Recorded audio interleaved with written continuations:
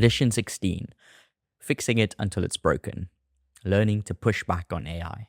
I would hardly believe writers who dispute that AI hasn't become stronger at writing, but over-reliance on its advice can lead to second-guessing its guidance. Dubiously, you can fall into a cycle of trying to satisfy the AI instead of using it as a tool for support.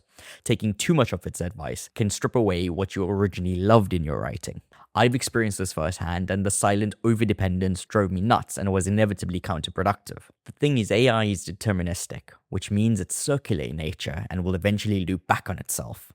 Our non-binary nature to change our mind or choose what's not the optimal or best outcome just because we like it makes us human.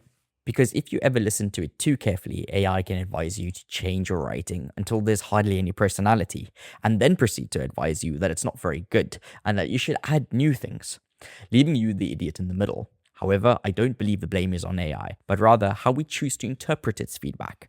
And learning how to use it correctly can avoid these bullshit feedback loops, which are purely advice in any case. Developing your own taste is part of it, but also learning to recognize when AI output feels off or unnecessary. There is also a skill in knowing when to stop asking AI and to be truly happy with what you have. Because fundamentally, if you ask AI if there's problems in your writing, there's never going to be a world in which it says it's perfect.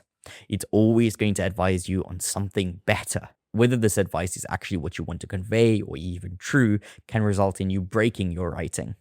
The single green light at the end of this doc is that we are in control of what we add and what we take away. We decide what's good. For some reason, this whole back and forth with AI got me thinking about J.K. Rowling's writing journey with the Harry Potter series. I think it's wonderful she didn't have AI and feel nostalgic in terms of creatively digging for gold. I think of it in the way we respect the ones who built the pyramids. It's hard not to respect solid hard work. However, I feel it would be foolish to assume that the books would be worse, and if anything, it would have allowed her to be more creative. But there is a sense that a good idea or a good sentence has somehow depreciated in value. It's not a problem, but an observation. As much as AI is still learning and improving, I think the same is true for us, learning to use it.